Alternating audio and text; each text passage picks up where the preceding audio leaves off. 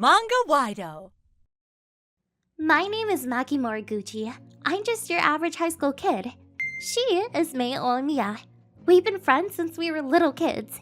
Because we live close to each other, we hang out a lot together since we were little. Having said that, Mei's father is a president of a company as rich. As for my dad, he's a businessman and our family is just an average one. People often asked us if we were really friends, because I always wore a t-shirt and short pants and Mei wore an expensive-looking blouse with frills. We looked strange when we were standing side by side. I don't know why, but Mei is very close to me.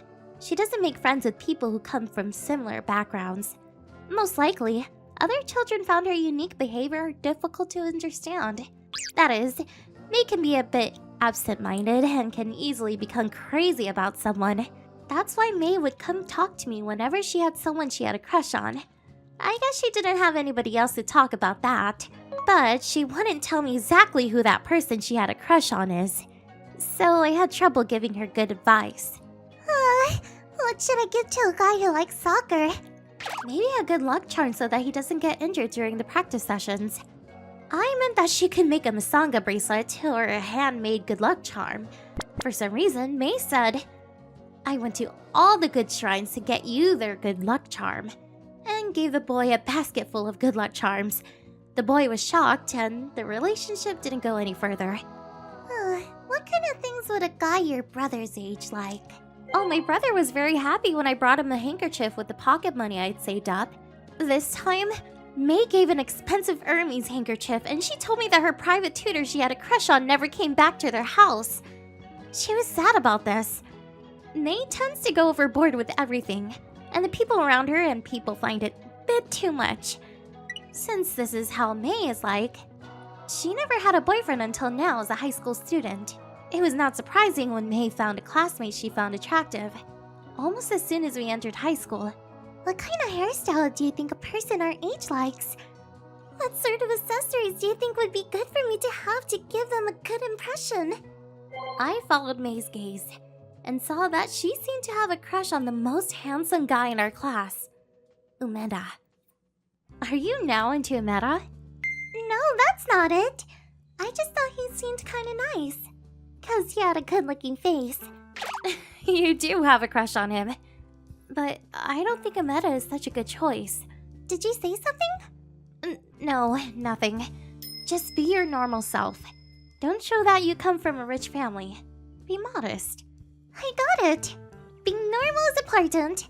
I don't know what Mei was thinking exactly, but she started using the most plain-looking hair rubber band. She also started using things that looked like she had maybe gotten from her grandmother. They all looked very plain. I don't think Umeda noticed such small changes, though. I really don't think Umeda is a guy to go for.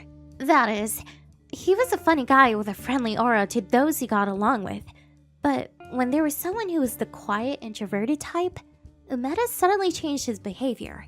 In particular, the skinniest guy in our class, called Takadono, would be Umeda's target. I saw Umeda nonchalantly tripping Takadono up and grinning to himself. Oh, Takadono! Those PE clothes you're wearing, are they used clothes? A relative of mine is a graduate of the school. He gave them to me. Anything wrong with that? Your uniform's also used, isn't it? The color's faded. Are you having trouble making ends meet? Poor people have such a tough time, ha ha ha ha! Whenever I saw him make fun of Takadono by calling him poor and hard life, I honestly felt disgusted. Mei was so wrapped up in her own world that she didn't think Umeda was saying was nasty. I see. It's just that the color is faded. Because of this uniform's color was different, I thought it was a different brand.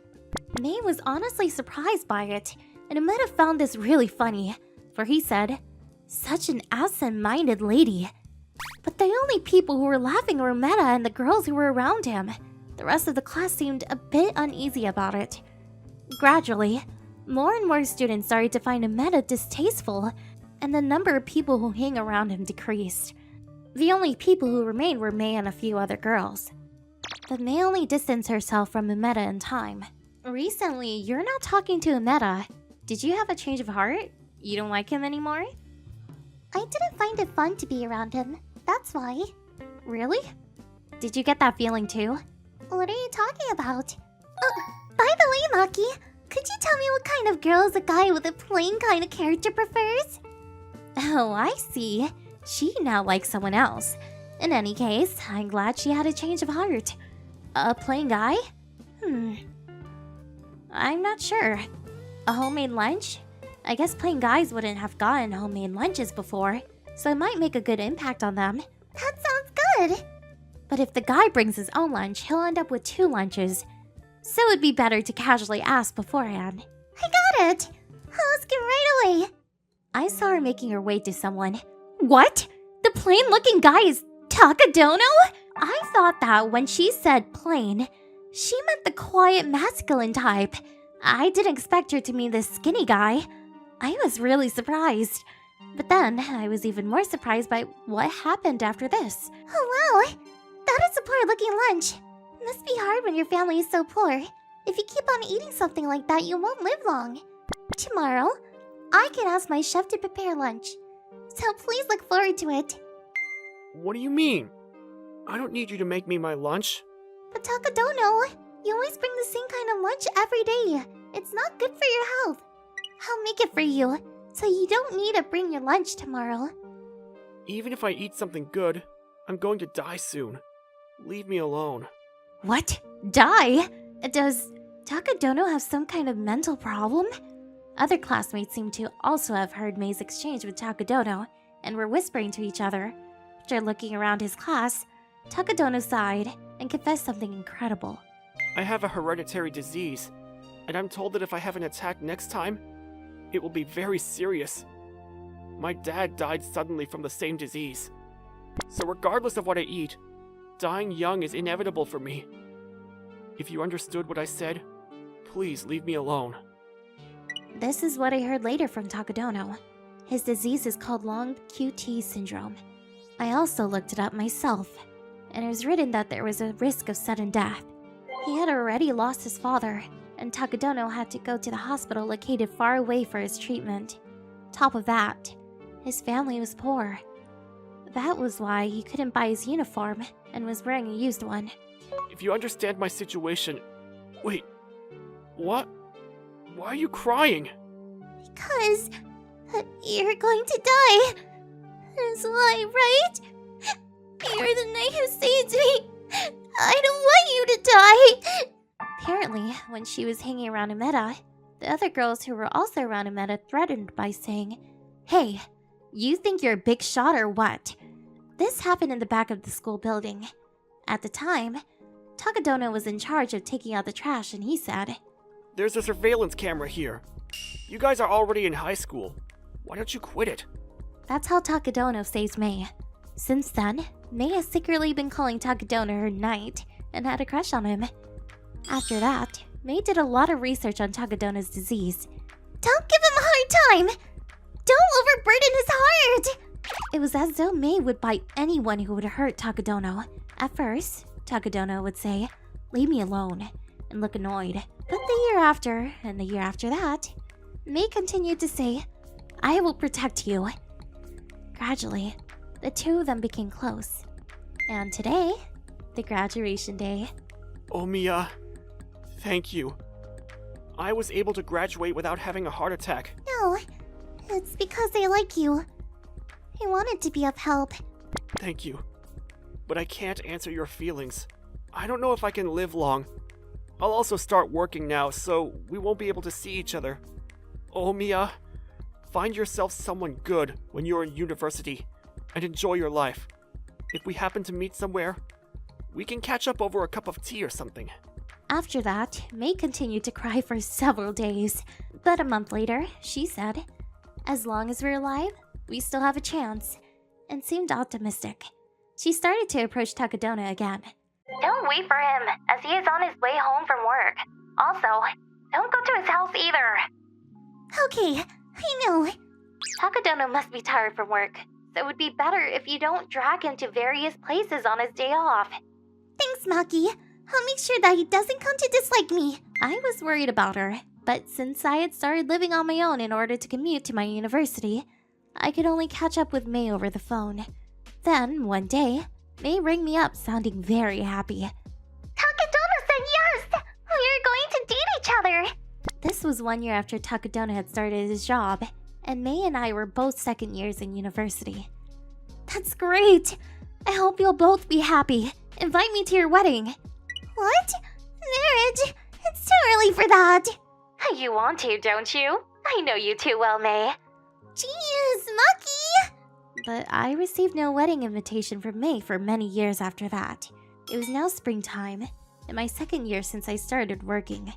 Yes, nice to be back home. Cherry blossoms are in bloom there already. That day, I went back home after a long time. My mom was persistent and kept saying, "Come see us sometime." So I went back. As I expected, it felt good to be back in my hometown. I was taking a walk by the river. I noticed someone standing on the bridge. It was May who was standing on the bridge. She was wearing cute clothes as usual. May! Long time no see! How are you? Everything going well with your night? Long time no see. May smiled a little when she saw me. She didn't seem to be her usual energetic self. After that, what she told me would rob me of my words. Takadono, he passed away last summer. He suddenly collapsed at his workplace. As luck would have it, he had collapsed when he was checking the inventories in the stockroom alone. When his coworkers found him, both his breathing and heart had stopped working. May, are you alright? You were looking over at the river just now, but you didn't mean to. No, it's not like that. Of course, when he passed away, I did think about following him. To hear those words, "follow him," from a girl like May, my heart skipped a beat. But it was written here. I will get seriously angry if you give up your life in the middle of it. What May had shown me was an envelope on which was written, in case something happens, and his will, or his love letter. When Takadona passed away, and May was in tears, Takadona's mother gave her this letter. Thank you for telling me so many times how much you liked me. I'm sorry that a guy like me turned you down. I didn't want to make you sad by dying earlier than you, but you weren't such a weak lady. These past few years, I was very happy to be able to spend that time with you.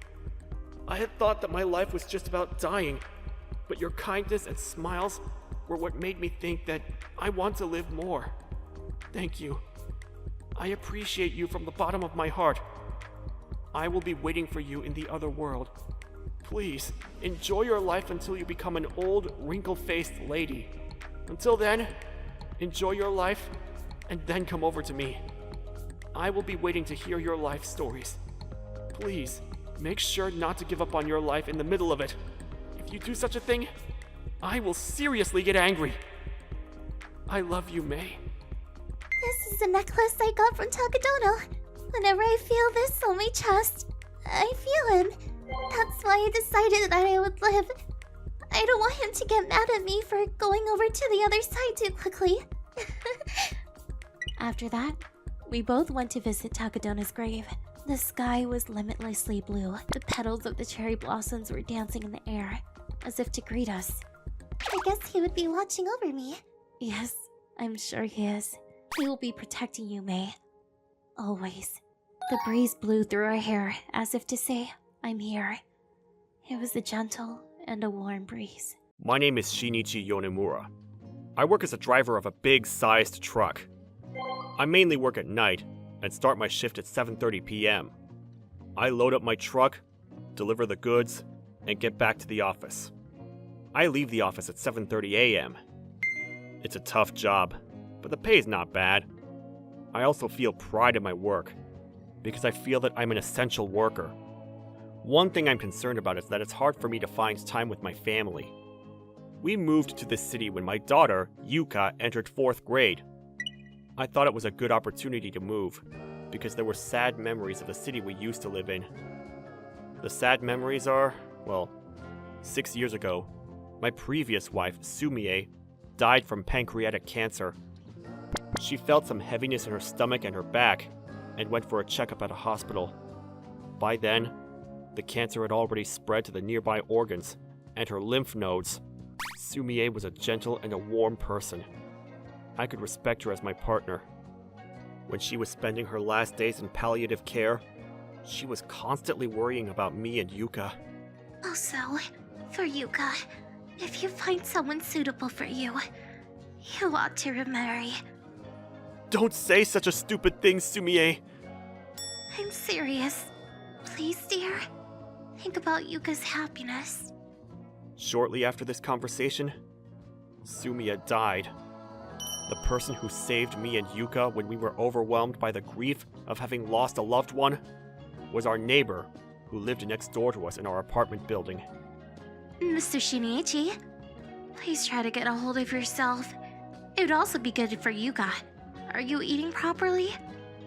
Her name is Rena Takeshita. She's working as an office staff member at a company in the city. Because she was the same age as Sumie, it seemed that they were not only neighbors, but more like friends. She must have also been sad about losing Sumie, but Rena was really considerate about me and Yuka. Soon, the relationship between Rena and me became more intimate. If you like, I can come over to make you some dinner. Oh! Are you sure? It's no trouble for me. Yuka, is there anything you'd like to eat for tomorrow's dinner? Well, I would like a hamburger. Okay, let's do that then. Thank you for everything. Always. When I thanked her, Rena smiled, as she always did. No worries, really. I also have a fun time with Yuka. Right, Yuka? Yeah. Yuka was also happy with Rena. I kept on remembering how Sumie told me to think about Yuka's happiness. After giving it a lot of thought, I proposed to Rena a few years later, and we got married. There were no problems with our lives when we started in the new city.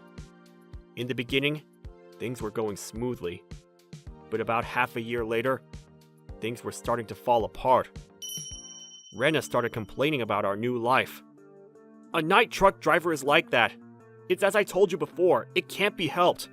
Please understand, Rena. Right, so you say. But maybe you were playing around somewhere while you left me and Yuka by yourselves? Why would I do such a thing?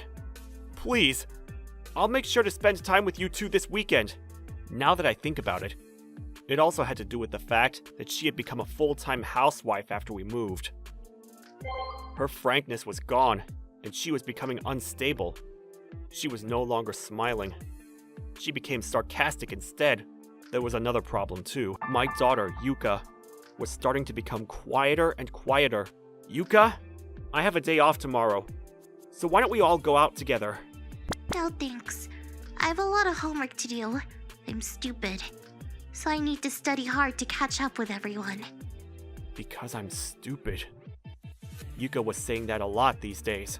I was worried about Yuka, but Rena didn't seem to think it was a big deal. Maybe because she was a woman? It's her age. Girls are like that at her age. It's really nothing to worry about. Is it really like that? It was true that when raising a daughter, there were many instances in which I couldn't be of any help to Yuka. But recently, it looked as though Yuka was keeping distance between Rena and herself. How's school? Were you able to make any friends? What do you do during the break time? Nothing. I just read a book at my desk. She gave me a short reply, and she would hide herself in her room. Because of my work, I can't spend much time at home with her. But even when I am at home, we don't seem to be able to communicate. I asked her how her life was at her elementary school, but Yuka would only answer half-heartedly. Is she having trouble getting along with her classmates?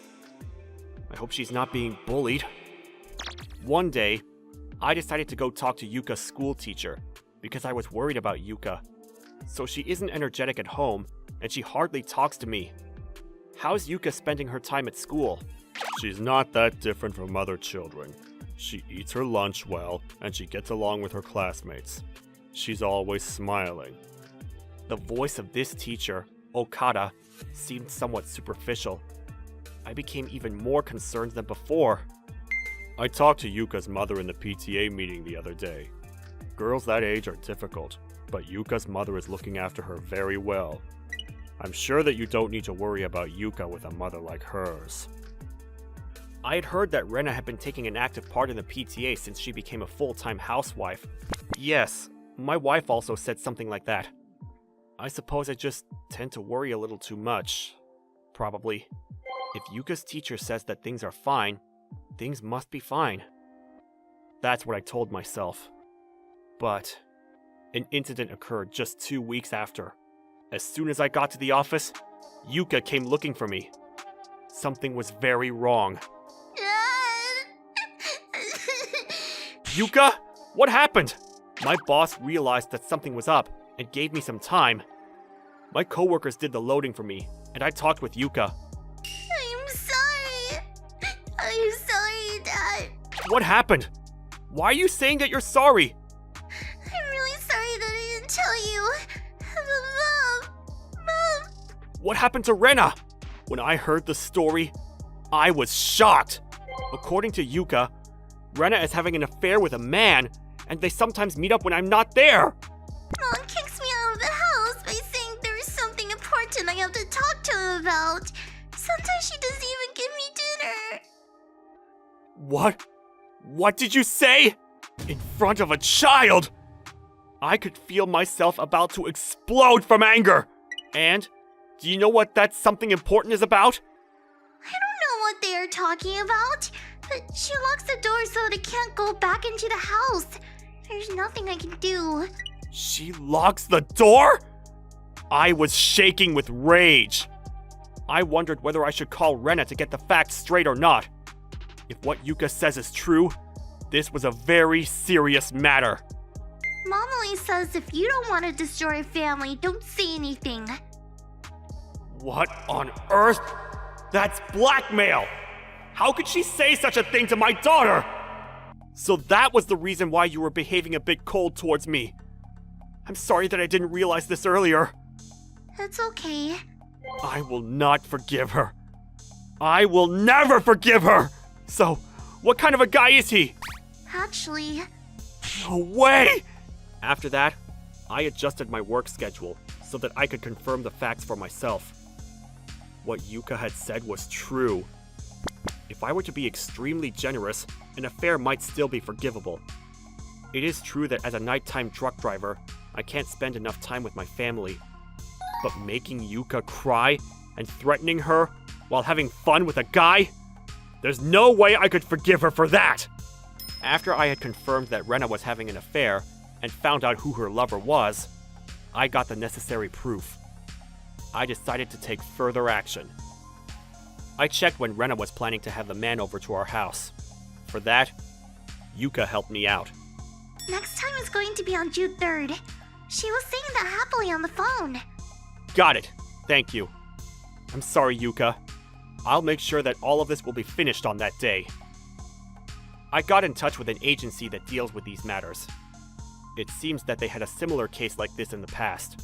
The person in charge agreed to take on the case. On that day, I took a day off from work. I kept that a secret from Rena, and I was watching our house from behind a telephone pole. After some time, Yuka came running towards me after she had been driven out of the house. I'm sorry that I'm having you go through such a tough time. It's alright. I'm fine. But you, Dad. That Rena would make such a girl cry. I thought I would explode from anger. I waited until the light in the bathroom was turned on and entered the house. From the bathroom, I could hear laughter from the voices who were having a good time. It seemed the two of them were taking a bath together. How nice that they got along so well. Just as I thought. Rena's smartphone was not in the room. I wonder when it was that she started taking her smartphone with her to the bathroom. I called Rena on her phone. Yes, what? Hey, I have something I want to talk to you about. Where are you now? Taking a bath. What is it? Does it have to be now? It's important. Then why don't we talk about it when you come back? I'm going to hang up now, okay? I want to get out of the bath soon. Oh, I see. I got it. Then it's fine. No need to come out of there for the rest of your life. What? That voice! Are you in the house right now? I could hear the bathroom door being opened. It seems like her lover was panicking. The guy who came out in front of me with Rena was... Hello, Mr. Okada. It's been a while. Why are you here? I wonder why. I guess it's because this is my house. Why are you here? Well, that's... The person who was cooperating with me came forward as he cleared his throat. I belong to the District Education Committee. When Okada heard who he was, he turned completely pale, even though he had just come out of the bath. Mr. Okada, do you realize what you have done?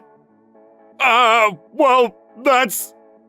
You have formed a disgraceful relationship with a child's guardian despite your position as a school teacher. There will be grave consequences. You understand? Okada, half naked, got down on his knees on the spot and started apologizing. According to Okada, his relationship with Rena had started when she had become a member of the PTA. She was the one who asked me out! I couldn't help it! What are you talking about? You're the one who seduced me! No, it was you! You told me my husband doesn't spend time with me and I have so much free time on my hands! Whatever, Mr. Okada. In any case, you're finished. And Rena, when you're done changing, get out of here. I don't want to spend another second with an adulteress who takes advantage of Yuka's kindness. No way! Please forgive me! If you drive me out of here, I'll have to look for a room and work all from scratch! That's not my problem. Get out of here, quick! I never want to see your face again! Oh, right. As you might know, I'll be asking from both of you for a lot of consolation money. So prepare yourselves. After I said that, I gave them just enough time to get dressed and kicked them out of the house. After that, Okada was interrogated by the education committee and was fired from his job. I couldn't be satisfied with that, so including the mental damage Yuka suffered, I billed both Okada and Rena for the consolation money. Rena's life went downhill as soon as we were divorced. Rena asked for her relatives' help and went off to the countryside and started working at a nightclub. At the nightclub, she got involved with a man who was up to no good. She ended up getting herself arrested for taking part in some crime.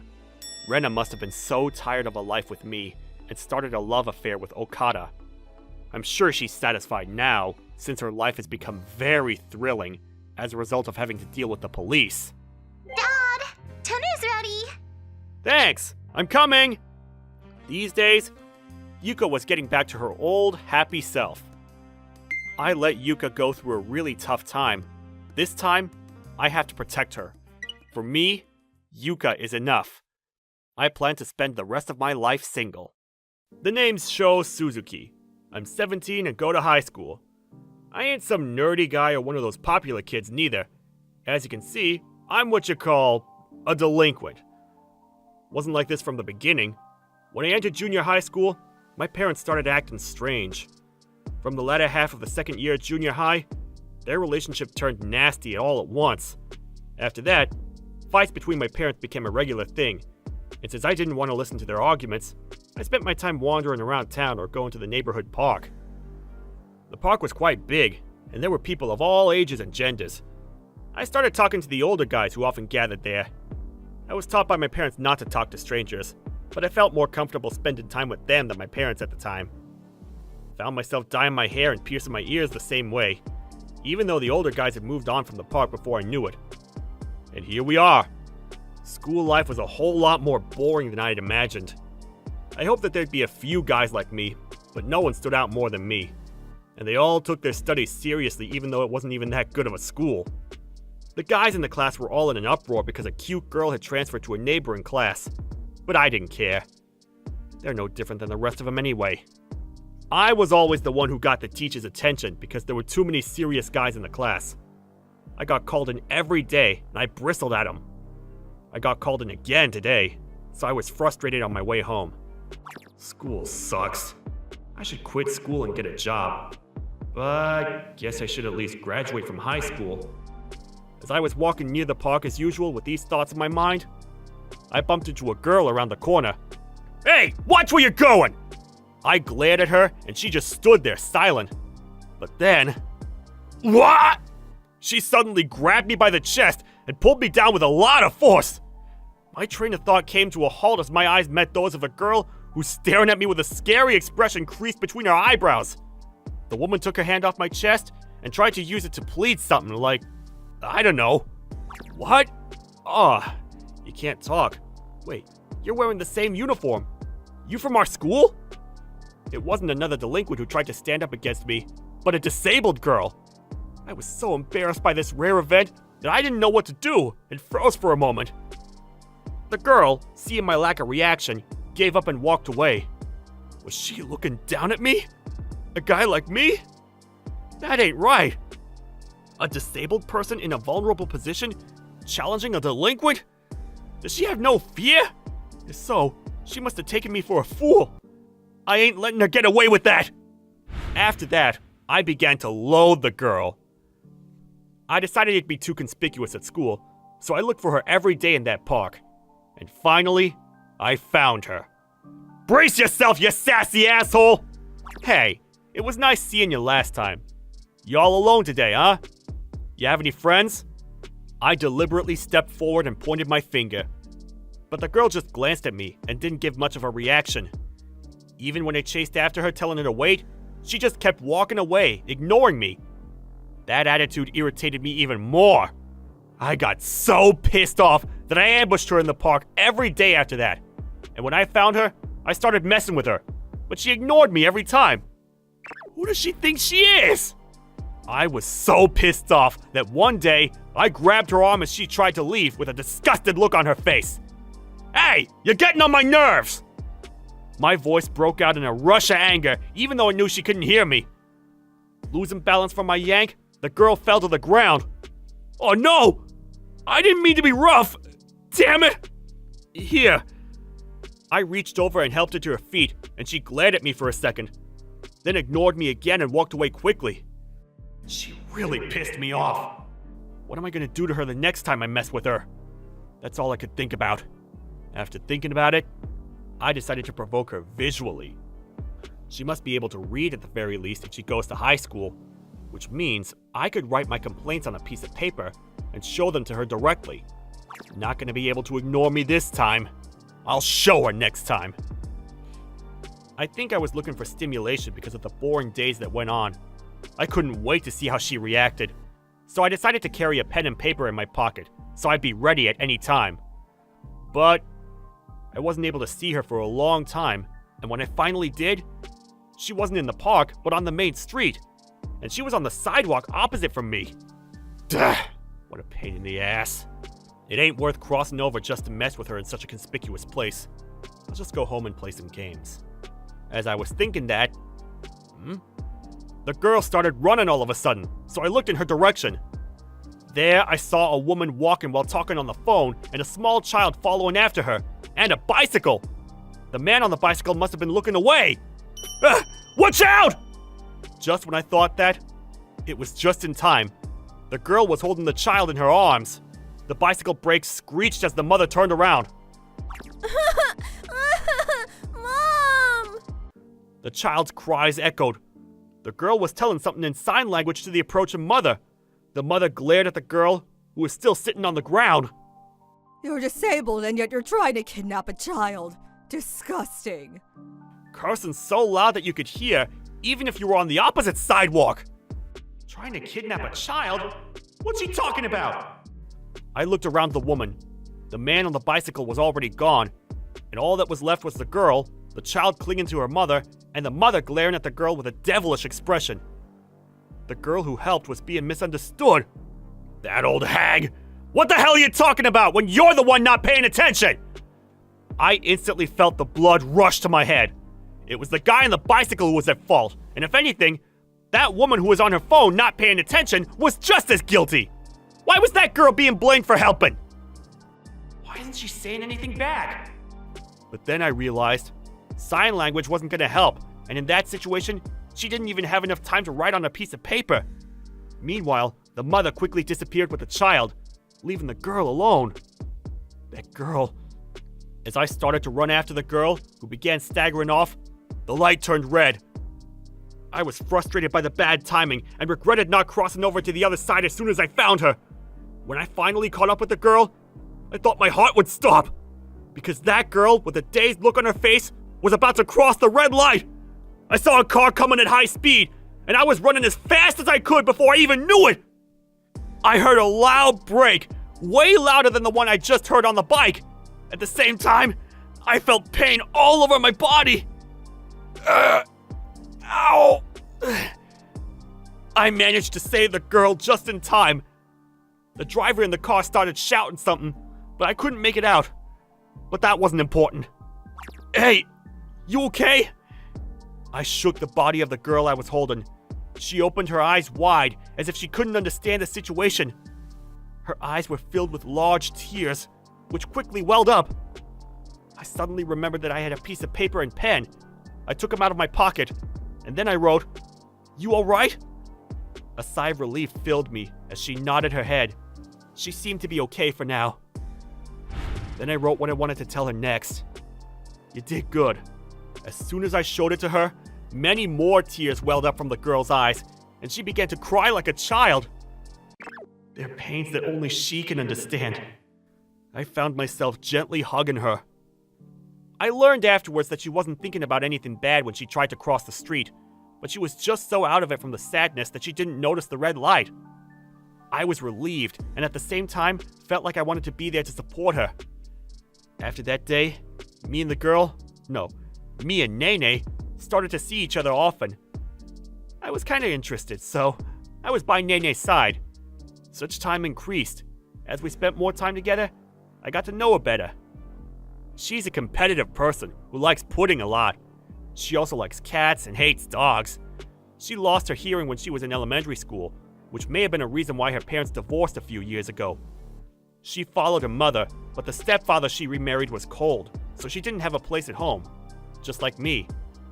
She said she experienced a lot of ridicule from people around her because of her disability, so she tried not to get involved with other people at school. When I learned of her situation, I bowed my head more than 10 times. Very seriously, of course. Nene laughed at me and wrote, "You messing with me in so many ways was kind of fun."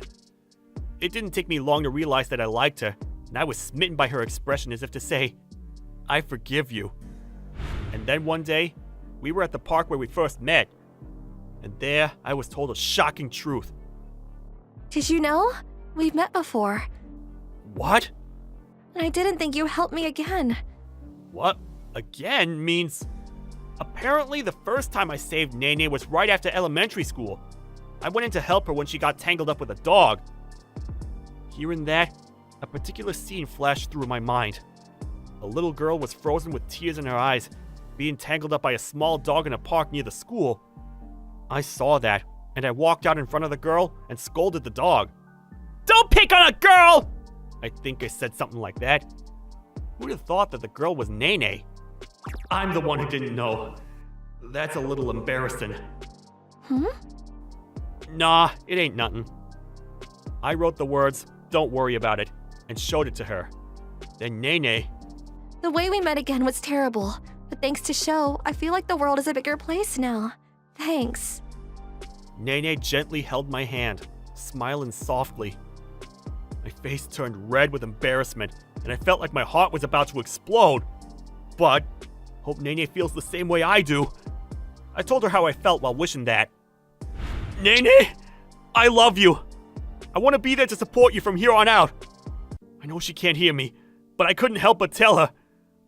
I gently let go of her hand to tell her again in sign language. At that moment, Nene hugged me. No way! I was so happy, I collapsed almost on the spot. After that, Nene and I became a couple. Nene didn't like it neither, so I stopped pretending to be violent and dyed my hair back to black. The teachers were puzzled by my sudden change, and they still don't believe me that I've changed my outlook. My relationship with my parents is still a bit strained, but they don't fight as much now that I've matured. Who'd have thought the guy who was always lashing out at everybody would end up with her like this? I couldn't believe it the least. But I made up my mind. Nene looks good with a smile on her face. Gotta protect that smile. I'm not only gonna talk about it, I'm gonna show her with my actions from now on. I'm Mina Inoue, a freshman in high school. Mina, look! I bought a new schedule book. Isn't it cute? Nice, I like that color too. Let's get matching ones. I found at the general store in front of the station.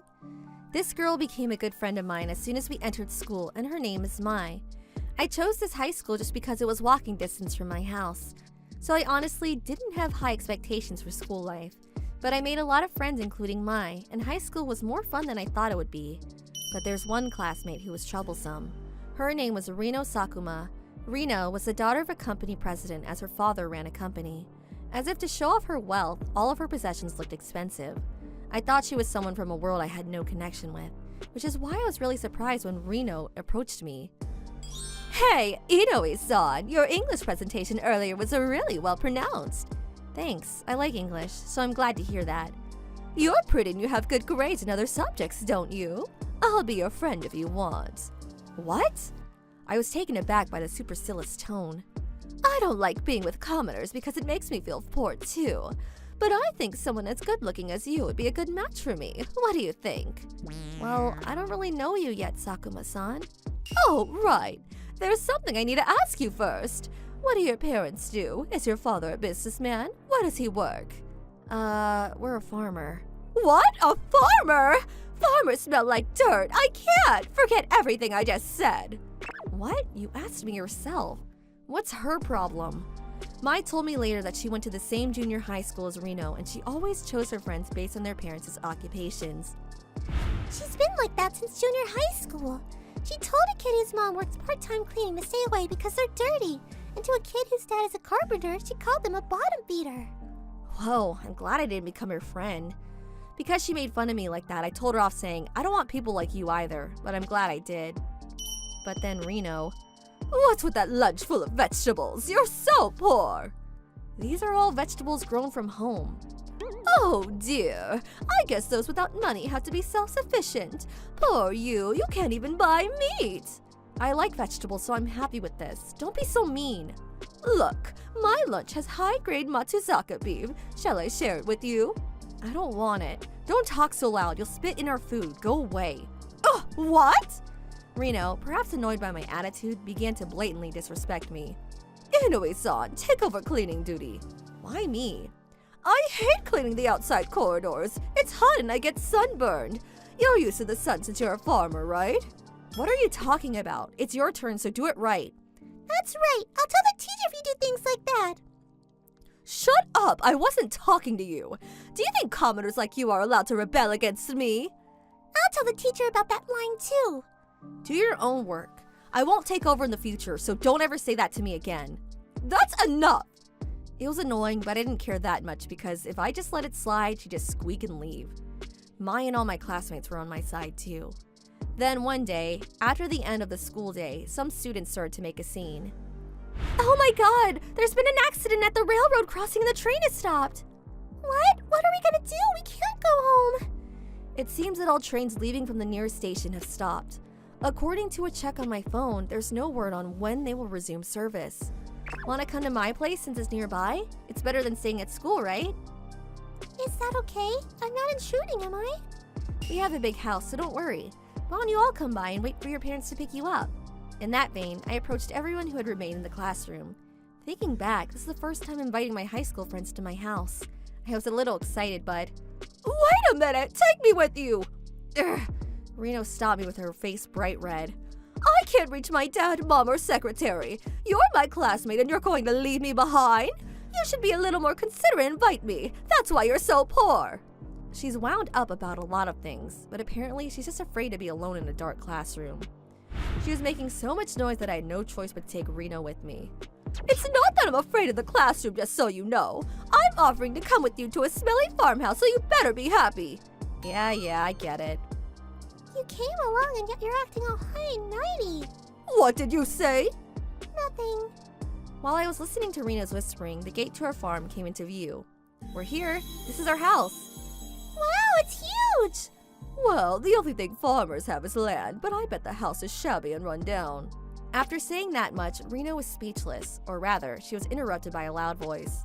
Welcome home, Miss Mina. The employees who were working stopped their hands and stood in a line to greet me. No way! Reno's eyes opened wide at the number of employees lined up and their orderly movements. Wow, are all these people working at Mina's? Yeah, that's right. I'm home. The train stopped running, so I brought my friends. It must be some kind of mistake. I see. If they're your friends, we'll have to give them a big welcome. No, it's okay. You guys keep working. I'll take care of the hospitality. After tea in the main house, Mai asked to see the grounds, so I asked one of our veteran employees to show us around. Reno hasn't spoken since a while ago. She looks around here and there with a pale face acting suspiciously. Miss Mina's grandfather's a professor at the university. Oh, that's amazing! So he's a scholar! Yes, he researches crops and develops new species. Her father, or the president of this company, watched his grandfather's back from an early age, and because of that, he became interested in agriculture. My father bought this unused and neglected land at a reasonable price, and he started farming with the advice of my grandfather. It was a small farm when he hired me, but he worked with the university to improve the varieties and to research effective cultivation methods. We've grown to where we are now. Now we developed our own sales channels and have direct contracts with famous department stores and restaurants. When I told them that we have a stable income, Mai and the others were amazed with a sparkle in their eyes. Reno, on the other hand, What? If you're rich, call yourself rich! You're a farmer! You're just a farmer! she bit her teeth together while making a mysterious accusation.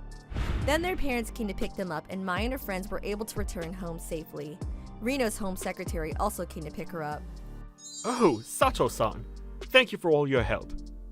Oh, you were Sakuma-san's daughter. No, it's the same to you. I look forward to working with you again. The president is looking forward to our next business meeting. Yes, we look forward to working with you. I didn't know either, but it seems Reno's family and ours have been doing business for some time. And from what I just heard, it seems like they're our clients.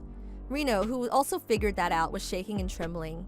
In the end, only the secretary bowed repeatedly, and Reno got into the car and drove away without saying a word. It wasn't what I was aiming for, but I guess it was a bit satisfying to shut Reno up, who usually makes fun of me for being just a farmer. I hope this will make her a little quieter at school. With that in mind, something unexpected happened the next day. I'm so sorry for my daughter's despicable behavior. To my surprise, Reno's father came with Reno to apologize. Reno came home and told her father directly, saying, "Stay away from farmers, we don't deserve a dirty farmer." Her father was furious. He scolded her, saying, "Who do you think provides us with such good vegetables and rice?" From Reno's words, he could tell she was making fun of farmers regularly, so he came to apologize. I'm ashamed to say that I had no idea my daughter had such foolish beliefs. I'm very sorry for what she did to your daughter. It's fine. We don't mind anymore. And as long as she doesn't say anything from now on, it's okay. Come on, you apologize too! I'm sorry, my bad. Apologize more seriously! But they're farmers! You're still talking like that? Dad, don't get mad at me! Maybe Reno-san made fun of farmers because she doesn't know much about it. You can't understand how difficult and precious things are until you try them. What do you think? Would you like to experience farming at our place? What? Oh, that's great! I'd love to ask for that! Hey, Dad! Then her father told her, "If you don't do this, you won't get an allowance from now on, and I won't send you to college. You'll have to work as a high school graduate," and Reno reluctantly decided to work for us. It's only on weekends and long vacations, though. At first, the early mornings and the hard labor, I can't take it anymore! made Reno scream. But as the vegetables she tended grew, she began to understand the joy of growing them. Delicious! I've never eaten such sweet tomatoes! And she was thrilled by the end. Right? They taste best when they're freshly picked, especially since you made them so carefully. The eggplants we harvested last week were really delicious when we had them as tempura at home. We made tempura at home too. It's delicious, isn't it? Although it makes me fat because it goes so well with rice. Is this the power of nature? Reno's face even became softer, as if something possessing her had been lifted. I never thought I'd be able to talk to Reno like this. I'm sorry I made fun of farmers all this time. It's because of the farmers' efforts that we're able to eat safe and delicious food. I'm glad you understand that. I mean, you shouldn't make fun of anyone for their job. The world runs smoothly because everyone does their part in society, right? Yeah, I was out of my mind. I'm really sorry. So, can I come over on weekends from now on? Of course! You can even get a job here if you want. That's something I'll have to think about. Then Reno went on to a farmer's college and came to work for us, but that's a long time from now. Thanks to Reno becoming calmer, the atmosphere of the whole class got a lot better. High school's gonna be even more fun from now on. I'm Riho Yamakawa. I'm in 5th grade. I was a shy kid who always hid behind my mother since I was young. I don't know how to talk to boys in particular. Despite that, there was one boy I could talk to normally. It's Ryota Ishii, who I've known since kindergarten. In elementary, when I was playing with blocks by myself. Let's play together over there! Ryota was the one who pulled me by the hand. Now we're in the same class, sitting next to each other. Riho, we're in the same group for the next school trip. Let's have fun! Yeah. I heard there's rare insects in Mount Manwa. Dad said so. Let's go get them. But I can't touch bugs. You can't? Then I'll catch it and show you. Okay, thanks. I always apologize in my head for not being able to talk to him properly. Despite that, Ryota-kun always talked to me without making a sour face. He's really nice. I secretly long Ryota-kun for being so sociable. But one day, we stopped talking. That was when we were at the school trip. After playing Uno in the common room in the dormitory, we were talking about going back to our room to sleep. Ryota, come here for a minute. The teacher came to call Ryota in a panic. And then Ryota left the dormitory and never came back. At that time, there was no detailed explanation from the teacher, so we were all worried about what had happened. The next day, as soon as I got home, my mother told me that Ryota's house had caught fire. I was speechless. Apparently, a littered cigarette caught fire in Ryota's yard and caught on fire. Not only did the house burn down, but Ryota's father and mother were too late to notice the fire and passed away. Only his sister managed to escape with the help of the firefighters, but she was in the hospital for her burns. What should I say to Ryota? It's okay to be the same as usual, but maybe Ryota won't be coming to school anymore. What? Why? I don't know what's going to happen, but if he goes to a shelter... Isn't there a shelter nearby? No, it's in the next town over. No. Ryota didn't come to school. We were all worried that we wouldn't see him again. But the next month, Ryota came back to school. Ryota, thank God! We were worried because you didn't come for a long time. We were worried you might change schools. Sorry for worrying you guys. I'm gonna live with my uncle so I won't have to change schools anymore. Isn't your uncle's house the one right in front of the station? Yeah, it's a bedding store. I'm gonna commute from here from my uncle's house until graduation. Let's all hang out again. Ryota-kun smiled with his usual kind face, but he doesn't have the same energy as before. I heard my mother and the neighbors talking, but it sounds like the situation is pretty complicated. I can only look after one child financially. Ryota's uncle said that and refused to take his sister in, who was a high schooler. His sister. I can go to high school from the facility. She encouraged Ryota to live with his uncle. But the truth is, the uncle and his wife said they didn't want to take his sister in because of the burns on her face. What? That's horrible. After that, Ryota continued to go to school normally. He was laughing and joking around like before and seemed to have recovered. But most of her classmates noticed that he was just acting cheerful. I think all the girls in particular noticed it. Some of the boys did not understand that, Ryota, I'm so glad that you're fine. and frolicked naively. As for Ryota, he seemed to be more comfortable hanging out with boys like that, so I often saw him talking with them. At first, we were being very sensitive towards him, but we were able to close the distance gradually. Then one day... Due to an electrical problem in the lunchroom, they won't be able to prepare school lunch for a while. What? So we have to skip lunch? I don't want to do that! Please bring your own lunch for a week starting next week. It's written on a printout, so be sure to give it to your parents. If you forget, you'll have to skip lunch, so be careful. Yes! The following week, bringing lunchboxes reminded me of this field trip. I was a little excited. Everyone seemed to be the same, and we're looking forward to lunch. Come lunchtime, we open up our lunchboxes. Wait, Ryota, just a slice of bread? Oh, Auntie said that's all I need. What? That's not enough, right? Oh, you can have some of this if you want. I plated some of my side dishes on the lid with a pick and handed it to him. Ryota seemed reserved.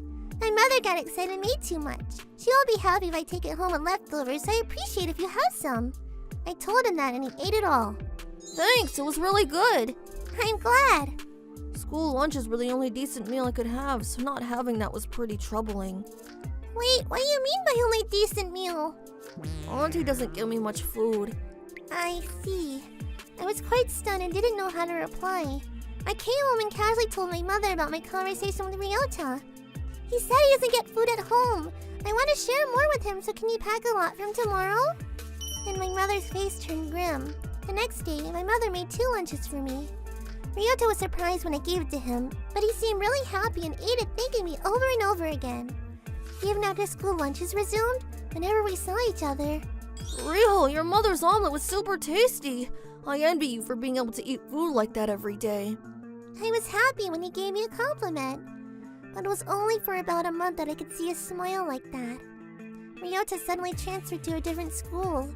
I later heard that my mother had consulted the ward welfare office about him not getting food at home.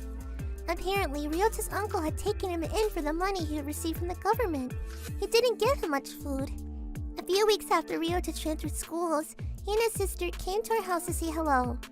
Thank you so much. It was my fault for sending him to her uncle. I made the mistake of thinking it was better for him to grow up in a normal home than an institution. It's not your fault. You did your best. If there's anything I can do to help you in the future, let me know. Yes, thank you. I will never forget this favor. Thank you very much. Your lunch was delicious. I'll be sure to return the favor someday. Thanks, Riho. Let me thank you again when I see you next time. Yeah, take care, Ryota. Come visit me at school again. We'll all be waiting for you. Yeah, thanks. I'll definitely see you again. Rumor had it that the betting shop owned by Ryota's uncle went out of business. What he had done to Ryota spread amongst the parents and the customers stopped coming. I passed by a year later and it was an empty house. Ryota, who was now living in an institution, wrote to me several times to let me know how he was doing. But they decreased to twice a year, then once a year, and eventually stopped coming. I went through middle school and high school, graduated from college, and now I'm an adult. During that time, I never saw Ryota at the reunions that was held several times. By the way, I saw that guy Ryota in the next town. I saw him too. He got really tall. He was shopping with his sister. Hearing such rumors? Oh, he's doing well, good. And I was happy, but we never ended up seeing each other. I hope we can meet somewhere someday. One day, when I was thinking about that, in the middle of the night, I woke up to black smoke coming into the room. Wait, what? Smoke? Dad? Mom? I looked outside and saw the house next door burning bright red. It's a fire! It caught onto our house! I somehow managed to move my shaking legs and went to look for my parents, who were supposed to be sleeping in the other room. But that was a mistake.